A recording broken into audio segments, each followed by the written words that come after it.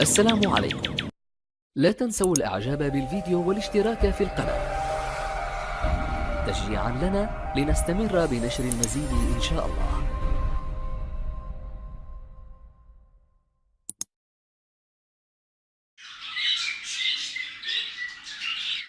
السلام عليكم ورحمة الله وبركاته. اللهم صل وسلم وبارك على سيدنا محمد وعلى آله وأصحابه جميعا. أحبابي في الله، عشاق طيور الحب، حياكم الله أينما كنتم. في هذا الفيديو إن شاء الله سوف نتعرض لموضوع طالما شغل المربين لما يتسبب به من خسائر في هذه المخلوقات الجميلة، هو إسهال الأبيض أكرمكم الله. أخطر ما في إسهال الأبيض سرعة الانتقال العدوى بين الطيور، ومن أهم الأعراض خروج الإفرازات السائلة أو البيضاء حول مؤخرات الطائر، أو فقدان الطائر الشهية مع إصابته بالخمولة. وإذا أهمل ولم يعالج بمجرد الظهور سوف يتسبب في موته فورا.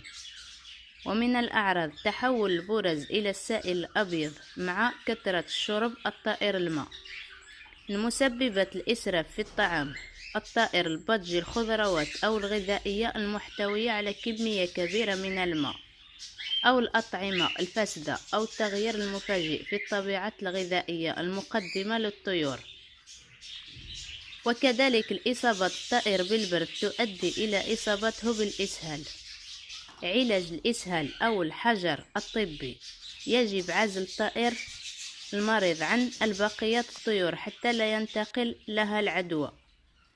توقف عن إعطاء للطائر المصاب الخضروات أو الفواكه.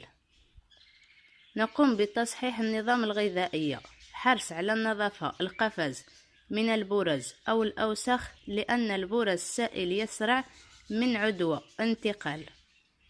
يجب إعطاء للطائر المصاب قطرتين من الزيت الزيتون بوسط استخدام قطرة لإزالة أي مواد ضارة عالقة بالقناة الهضمية. لإضافة نقطتين من الليمون داخل الماء. وأيضا علاج بالأدوية بشرية. الأنتينال هو الدواء بشري مطهر معوي ومضاد حيوي. فلاجيل هو في حالة برودة أو الإسهال، وأيضا ممكن استخدام فلاجيل.